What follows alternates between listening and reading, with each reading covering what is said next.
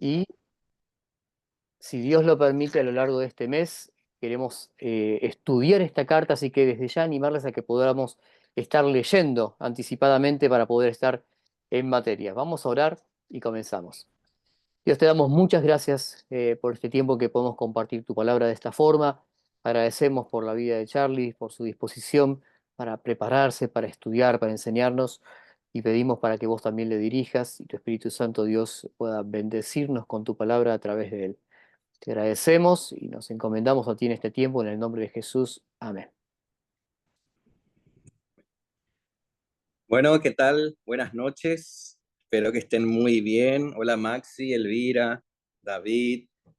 Qué bueno es poder compartir este tiempo juntos. Es un privilegio para mí estar acompañándoles. No sé si me escuchan bien. Sí, no acopla nada. Perfecto. Bien, bien. Así que vamos a comenzar en este día y en este mes, como decía David, el estudio del libro de Filipenses. Filipenses es una de mis cartas favoritas dentro del Nuevo Testamento. Creo que cada uno de nosotros tenemos una carta que nos gusta, ¿no? A algunos quizás les gusta la teología y la doctrina que se enseña allí en Romanos, en Efesios, en Corintios, pero a mí particularmente me gusta mucho este libro de Filipenses, ya que fue un libro que me marcó en mi conversión y también en mi crecimiento espiritual, en mis primeros pasos de fe. Así que vamos a ver si puedo compartir pantalla para iniciar. Ahí le voy a pedir a mi ayudante que está a mi derecha hoy, Araceli Francia. Bienvenida, Dayana. Dayana Francia también la vi por ahí. Qué bueno poder tenerla aquí. No sé si se salió otra vez. Mientras allí proyectamos la diapositiva, me gustaría que esta clase, este estudio sea un poco más ameno, más nosotros, ¿no? Como era nuestra época allí de iglesias cuando estaba. Nada de formalidad prácticamente, ya que todos los días en la radio estoy siendo un poco más formal allí compartiendo y haciendo la locución. Entonces me gustaría que se sientan libres de abrir el micrófono, de poder participar todos juntos. Y para iniciar esta clase, me gustaría hacer una pequeña trivia, una pequeña pregunta a modo de descontracturarnos, de entrar allí, de romper el hielo. Y vamos con la primera pregunta, a ver cómo estamos con el conocimiento del libro de Filipenses. Allí vamos a ver la primera pregunta. ¿Cuál era el antiguo nombre de la ciudad de Filipos? A ver, ¿quién se anima a contestar, a responder sin ver el Google, sin buscar ahí en Internet? A ver, pueden desbloquear su micrófono. Ahí le veo a Elvira con ganas de responder. ¿quién? A ver, David, si nos puede ayudar. ¿Qué piensa David? ¿Cuál era el antiguo nombre de la ciudad de Filipos? Crénides. Crénides. Vamos a ver, mi ayudante ahí. Se descartó uno, se descartó el segundo y sí, efectivamente, el nombre antiguo de la ciudad de Filipos era Crénides. Vamos con la segunda pregunta de esta noche ya para Argentina. Acá es tarde todavía. Hay un solazo. ¿Quién fue el primero en aceptar a Jesús en la ciudad de Filipos? A ver si recuerdan esta pregunta, más o menos está en el libro de Hechos, capítulo 16. A ver, ¿a quién le veo allí? Y yo le veo a Elvira nomás desde acá, no sé. Ah, Maxi está también. A ver, ¿quién fue? ¿El carcelero? No sé. Está muy bien hecha porque me hace dudar porque se me confunden todos. Creo que el carcelero. Vamos a ver mi ayudante acá, mi mano derecha. Se descarta el carcelero. Se descarta la mujer y Lidia. Según el capítulo 16, vemos que la primera convertida de esta ciudad era Lidia. Vamos con la última pregunta. ¿En qué continente estaba ubicada Filipos? ¿En qué continente estaba ubicada Filipos? A ver. Hay una pista por ahí en Hechos capítulo 16 con una visión que ve el apóstol Pablo.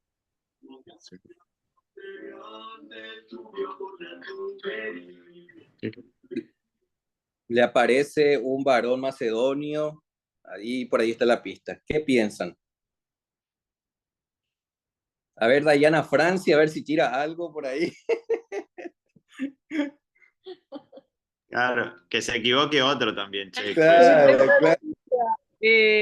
Digo Asia. Asia. Vamos a ver, mi ayudante aquí se Bueno, Vamos. descartó África. Vamos. Se descartó ¡Ah! Asia. Europa, Europa. Muy bien. Espero que le haya gustado esta pequeña parte para poder hacer un rompehielo. Y vamos a avanzar rápidamente en esta noche. Hoy vamos a comenzar con el estudio de Filipenses. Como le decía, esta epístola es conocida como una carta del gozo, ¿no? La epístola del gozo, porque hablan reiteradas veces acerca del gozo que el creyente debe tener. Pero para mí, y haciendo el estudio, esta carta más bien es una carta de agradecimiento escrita por el apóstol Pablo en el año 61 después de Cristo, como agradecimiento a la iglesia y a los hermanos que estaban allí en Filipenses por las donaciones que ellos le hicieron a su ministerio. Y estando encarcelado, el apóstol Pablo va a escribir esta carta y va a decirle: gracias, hermanos, por ser partícipes conmigo aún en medio de las tribulaciones. Recordemos que el apóstol Pablo, cuando escribe esta carta, él estaba encarcelado allí. Posiblemente todas las ideas, los indicios muestran que estaba en Roma allí, encarcelado, y él va a escribir junto a Filemón, junto a Colosenses, junto a Efesios, esta epístola, y es conocida también como la epístola de las prisiones. Forma una de las epístolas de las prisiones, forman como las epístolas de las prisiones este libro de Filipenses. También vemos en el contexto de esta carta que es una carta escrita de manera personal por el apóstol Pablo a la iglesia de Filipos, ¿no? Es una carta junto a Filemón muy personal del apóstol Pablo. Como les mencioné anteriormente, hay diferencias en cuanto cuando él escribe una carta de la iglesia de Roma, cuando él escribe a la iglesia de Éfeso, cuando él escribe a la iglesia de Tesalónica. Entonces se diferencia esta epístola porque tiene un contenido muy personal donde prácticamente él no va a corregir doctrina, tampoco va a corregir teología, sino que le va a expresar el corazón de la vida del creyente, el corazón en la vida práctica, y va a abordar algunas cositas, algunas disputas que había como entre Bodia y Sintique. Les va a animar a que sean humildes, y eso lo vamos a estar viendo más adelante en otro estudio, quizás la próxima o en la segunda semana del estudio. Pero vamos a ver que Pablo funda esta iglesia de Filipos durante su segundo viaje misionero. Recordemos que el primer viaje misionero él lo realiza junto con Bernabé a las regiones de Galacia, allí en Asia. Él quería volver a ir a estas regiones para poder seguir con el ministerio porque veía que había mucha gente, había mucha civilización, había mucha cultura, y quería seguir haciendo el ministerio allí en este lugar. Pero en Hechos capítulo 16 vemos que el Espíritu Santo le impide y le estorba a Pablo poder ir a estos lugares, y aparece una visión del varón macedonio indicándole: ayúdanos. Eso era la guía y la confirmación de Dios, que Dios lo quería en otro lugar. En esta forma fueron a Europa, allí en la iglesia, allí en la ciudad de Filipos, para poder ministrar, para poder predicar el evangelio y para hacer su ministerio allí de evangelismo a esta ciudad europea. Filipos era una ciudad romana con mucha influencia de Roma, tanto en el idioma, tanto en la cultura, tanto en la moneda. Todo prácticamente era de Roma. Era una ciudad totalmente romana. En el año 360, como vimos, cambió el nombre a Filipos. Antes se llamaba Crénides, ahora se llama Filipos. En el año 360 cambia a Filipos el nombre por una cuestión. El conquistador de la nueva ciudad de Filipos se llamaba Filipos, era el padre de Alejandro Magno, que se llamaba Filipos. Entonces, en honor a su conquista, él va a fundar nuevamente o a cambiar el nombre de esta ciudad y lo va a llamar Filipos en honor a su nombre. Así que vemos que esta ciudad era totalmente romana, por lo cual la cultura, la ideología, la idolatría, la liberalidad, el libertinaje, la inmoralidad era totalmente notorio en esta parte de la región de Europa. Sigamos con la diapositiva, por favor. Ahí vemos algunas ruinas actuales de la ciudad de Filipos. Si se dan cuenta, algunas, ahí en la parte arqueológica, tiene algo de el estilo romano italiano. Así que seguimos avanzando allí. Como les mencioné, es la primera iglesia establecida en Europa.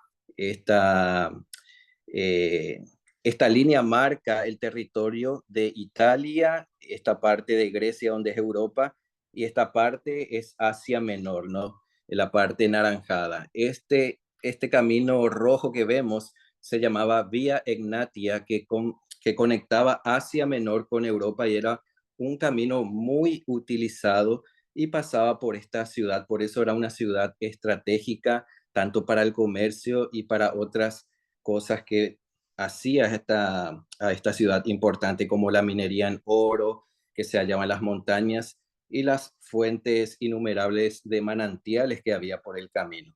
Así que, Charlie, te hago una pregunta. sí, Ahí en el mapa, dónde sería Filipo? Filipo estaría arriba de Grecia, Ah, ok, gracias. digamos al noreste, allí, Claro. más o menos en esa. Perfecto. Sí, está bien esa parte ahí, mi ayudante está mostrándole y está adivinando correctamente. Entonces, en esa región iniciaría la primera iglesia de Europa y es interesante porque es la primera iglesia en un continente tan grande que luego va a tener mucha influencia en el área allí de Grecia, después más adelante quizás llegó el cristianismo a otros lugares como España y de allí fue corriendo para después, miles de años más adelante, que el Evangelio también nos llegue a nosotros. Y es interesante cómo la obra del apóstol Pablo inició allí en Europa y se extendió a lo largo del mundo hasta llegar también a Sudamérica, ¿no? Porque nosotros directamente fuimos colonizados por los europeos, así que es una bendición ver cómo Dios utilizó al apóstol Pablo para llevar el Evangelio allí en Filipos, actualmente Grecia, allí el noreste de Grecia, ¿no? Teniendo esto en mente, quise hacer un trasfondo histórico como primera clase para entender dónde estaba Filipos, dónde estaba ubicado, cómo se llamaba anteriormente y la importancia de esta ciudad en la antigüedad. Así que vamos a avanzar en la diapositiva. Como les mencioné, los primeros convertidos de esta ciudad fueron Lidia, el carcelero y algunos judíos. Hechos capítulo 16 nos dice esto. No sé si podemos ver rápidamente en la lectura esto. Hechos capítulo 16. Solamente a modo de mención vamos a ver. Hechos capítulo 16 dice, versículo 14.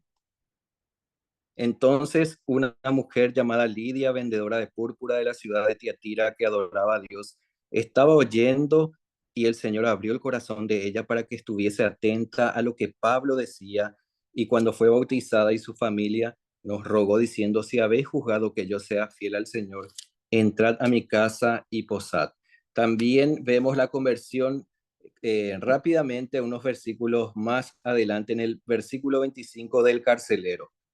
¿Se acuerdan ese versículo tan conocido? Pero a medianoche, orando Pablo y Silas, cantaban himnos a Dios y los presos lo oían. En versículo 32 dice, y le hablaron la palabra del Señor a él y a todos los que estaban en su casa, y él tomándolos en aquella misma hora de la noche, les lavó las heridas, y así vemos cómo el carcelero también fue uno de los primeros convertidos. Y es interesante ver esto porque en la visión que nosotros vimos, y les hablé, mejor dicho, rápidamente, que se le apareció al apóstol Pablo, era un varón macedonio. y en este caso la primera convertida era una mujer allí del continente europeo, ¿no? Una mujer que iba a tener un papel muy importante para la expansión allí del evangelio en Filipos. También el carcelero seguramente tuvo mucha influencia allí en el continente europeo, en este caso en la ciudad de Filipos, para la expansión y el establecimiento de la iglesia allí en Filipos. De esta manera inició la iglesia de Filipos tras la conversión de Lidia y el carcelero. Posiblemente se juntaban en la casa de Lidia o en la casa del carcelero para tener sus reuniones caseras, y así el evangelio fue ganando terreno allí en Filipos. Entonces, vamos a el contenido. Como les mencioné, es una carta personal del apóstol Pablo escrita a esta iglesia como agradecimiento. Vamos a pasar rápidamente. Este es un bosquejo de la epístola a los filipenses, que si quieren anotarlo, si quieren tomarlo fotos, estaría bueno, porque me parece que es un bosquejo bien explicado, ya que el primer punto dice saludos y agradecimiento de Pablo. Esto lo vemos en el capítulo 1, versículo 1 al 11, la situación del apóstol Pablo, capítulo 1, versículo 12 al 26, allí él va a contar cómo está expandiéndose el evangelio aún en sus prisiones. El tercer punto, las exhortaciones del apóstol Pablo. El cuarto, colaboradores fieles del apóstol, él va a hablar de Timoteo y de la importancia de Epafrodito. Epafrodito era el pastor de la iglesia allí en Filipos. Cuando Pablo recibe esta carta, el mismo Epafrodito lo trae en sus manos y se lo presenta al apóstol Pablo. Así que vemos a Epafrodito como pastor y colaborador fiel, teniendo allí como ejemplo su vida y quedando registrado en las Sagradas Escrituras. También hay algunas advertencias del apóstol Pablo, versículo 3, capítulo 3 al capítulo 4. Después nos va a hablar del gozo de Pablo en Cristo Jesús, y por último, la despedida. Este es el bosquejo sugerido de la epístola a los filipenses. Creo que está bien diseñado, armado, y nos puede abrir el entendimiento para poder entender un poco acerca de esta carta. Así que vamos. La idea en estas reuniones no es hablar versículo por versículo, ni tampoco hacer un estudio profundo teológico, ni del contexto, ni nada por el estilo, sino ver algunos principios que podemos extraer de los capítulos. Esta es la primera clase, restan 4 después. Vamos a tocar el capítulo 1, 2, 3 y 4, y vamos a tratar de extraer los los principios principales de cada capítulo para poder luego aplicarlo a nuestras vidas. Así que esa es la propuesta. En 4 clases restantes vamos a ver capítulo 1, luego el capítulo 2, el capítulo 3 y el capítulo 4, y vamos a extraer de cada capítulo los principios principales que hallamos en cada capítulo. Y el principio principal de esta primera clase, yo creo que del libro en sí, es ser agradecidos, ser agradecidos. Creo que ese es el principio central del libro de Filipenses, por lo cual todo después los demás principios van a desarrollarse y van a estar ligados a este primer principio. Pablo, aquí en el versículo 3, vamos a leer el versículo 3 del primer capítulo de Filipenses. Dice: doy gracias a mi Dios siempre que me acuerdo de vosotros.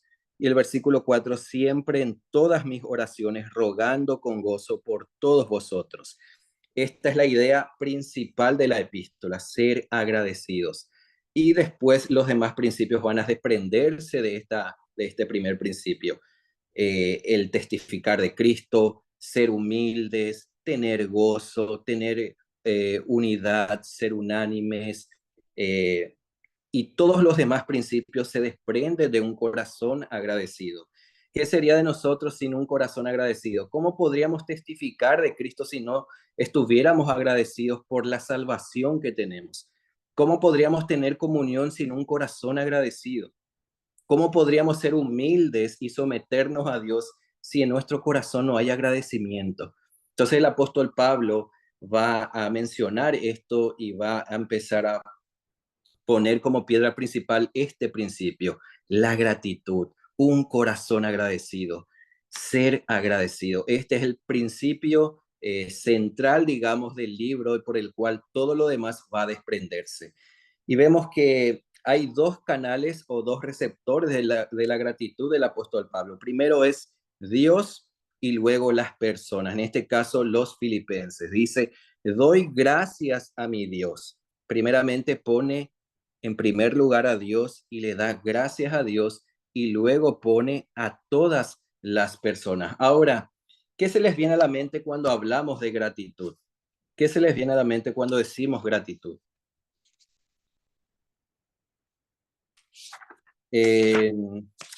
Yo anoté aquí un poquito lo que me llamó la atención cuando busqué qué es la palabra gratitud. Dice, un sentido de apreciación profundo por el favor o bien recibido que genera un deseo de hacer algo a la persona que ha hecho el favor o bien. Un sentido de apreciación profundo por el favor o bien recibido. Esa es la gratitud. Y en estos versículos Pablo nos va a mostrar que él tiene un corazón agradecido con el Señor. Ahora, ¿cómo podemos manifestar esa gratitud? ¿Cómo el apóstol Pablo manifestaba esa gratitud? Es a través de la oración, es a través de la oración. Allí Pablo nos dice que la gratitud y un corazón agradecido se desarrolla por medio de la oración, se practica y se manifiesta por medio de la oración. Ahora, es interesante porque este versículo nos muestra que él dice, doy gracias a mi Dios siempre. Y es interesante porque por medio de esta pequeña frase vemos que el apóstol Pablo era un hombre de oración, pero que también tenía una comunión íntima con Dios. Porque bien podría él haber escrito, doy gracias a Dios siempre que me acuerdo de vosotros, pero esta palabra, mi Dios, nos hace ver que él tenía una comunión íntegra, fiel, verdadera con el Señor. Entonces, ¿cuánto de nosotros hoy podemos decir, mi Dios? ¿Cuánto de nosotros hoy podemos mencionar, yo tengo comunión con mi Dios? No con el Dios creador, sino con mi Dios, mi Padre, mi Salvador, mi Rey, es mío. Y esa es la figura que el apóstol Pablo nos regala, ¿no? De padre a hijo había una comunión sincera y verdadera. Y él dice, doy gracias a mi Dios siempre. Entonces vemos que un corazón agradecido ora y ora primeramente a Dios. Y de la manera siempre, este siempre nos habla de continuamente. La oración en nuestras vidas debe ser continuamente a Dios. Siempre ser agradecidos a Dios. Siempre orar. Orar siempre, ¿no? Esa es la idea. Tenemos que orar al Padre en todo momento. En cualquier momento tenemos acceso al trono de la gracia de Dios. Y también nos muestra que la oración va dirigido hacia sus hermanos, ¿no? Pidiendo en este caso por sus hermanos. Dice, versículo 4, siempre en todas mis oraciones, rogando con gozo por todos vosotros. Aquí dice, siempre en todas mis oraciones. Esto nos da la idea de que cuando Pablo recordaba a Lidia, cuando Pablo recordaba al carcelero, a toda su familia, cuando recordaba a toda la iglesia de Filipos, él automáticamente daba gracias a Dios por sus hermanos. Ahora, qué fácil es para nosotros recordar a nuestros hermanos y ver las cosas negativas, ¿no? No, fulanito puede cambiar esto, no, aquel puede mejorar en esta situación. Pero ¿cuántas veces cuando se te viene a la mente una persona, le pedís a Dios por ella? Qué lindo sería que cada uno de nosotros podamos aprender del apóstol Pablo este principio, ¿no? Que cada vez que yo me acuerdo de Maxi, de Elvira, de David, de Sinchu, yo pueda orar a Dios por él, por ella, por su vida. Esto es lo que el apóstol Pablo nos enseña, que cada vez que nosotros recordemos a nuestros hermanos, podamos orar por ellos, aprovechar el tiempo y orar siempre por ellos. Y también nos muestra la manera en que debemos orar, qué debemos pedir. Allí en la dispositiva,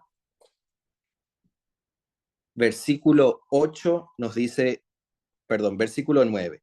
Y esto pido en oración, que vuestro amor abunde aún más y más en ciencia y en todo conocimiento, para que aprobéis lo mejor, a fin de que seáis sinceros e irreprensibles para el día de Cristo. Primeramente, él pide por crecimiento en el amor y por discernimiento. Este pedido por crecimiento del amor no es algo superficial, sino el apóstol Pablo pide a Dios para que sus hermanos en Filipos puedan amarle más y más, y por ende, cuando ellos aman más a Dios, van a poder amarse mutuamente allí en la iglesia. Y eso es lo que nosotros debemos pedir al Señor cuando nos acordamos de nuestros hermanos, que puedan crecer en amor, pero también por discernimiento, para que puedan elegir correctamente entre las cosas terrenales, las cosas espirituales, y puedan tomar una buena decisión de elegir cosas que agraden a Dios. Porque después vamos a ver en otros capítulos cómo en pequeñas cositas había diferencia entre la iglesia o los hermanos de la iglesia de Filipos. Entonces Pablo ya tenía conocimiento de esto, entonces él oraba para que ellos puedan tener discernimiento, para que puedan elegir correctamente las cosas que agradan a Dios. Pero también nos muestra que pide para que sus hermanos caminen en buenas obras y tengan frutos para la gloria de Dios. Versículo 11 dice, llenos de frutos de justicia, que son por medio de Jesucristo, para gloria y alabanza de Dios. Esto es lo que el apóstol Pablo va a pedir a Dios por sus hermanos. Cuando ora e intercede por sus hermanos, él va a pedir que sus hermanos puedan tener frutos de justicia que vienen gracias a las buenas obras e imitar a Jesucristo en todo el carácter. Así que esto podemos ver en Efesios capítulo 2, versículo 10, porque somos hechura suya, creados en Cristo Jesús para buenas obras, las cuales él preparó de antemano para que anduviésemos en ellas. Esta es la idea del apóstol Pablo, que él ora por sus hermanos de Filipos para que puedan caminar en buenas obras y para que puedan glorificar a Dios. Así que esto es solamente la introducción de este libro de Filipenses. Yo quería hablarles del contexto histórico, algunas cositas de la iglesia de Filipenses, y mencionarle el principio central de esta carta, que es ser agradecido, un corazón agradecido. Ora a Dios primeramente y está en comunión con Dios siempre, y también ora por sus hermanos, pidiendo por amor, que crezcan en amor a Dios, por discernimiento y también para que caminen en buenas obras. Y qué lindo sería que podamos terminar juntos, no sé cuántos minutos sobran, pero sería bueno que allí un minuto puedas cerrar tu ojo en este momento, cerrar tus ojos y poder orar por cada uno de los que están aquí presentes, pidiendo por estas cosas, pidiendo para que puedan crecer en amor, puedan crecer también en el discernimiento, puedan crecer en buenas obras para gloria de nuestro Padre Celestial. Yo te invito a que puedas orar allí un minutito por cada uno de los que están presentes. Vamos a cerrar nuestros ojos y allí en el silencio de nuestro corazón vamos a pedirle a Dios por estas cosas.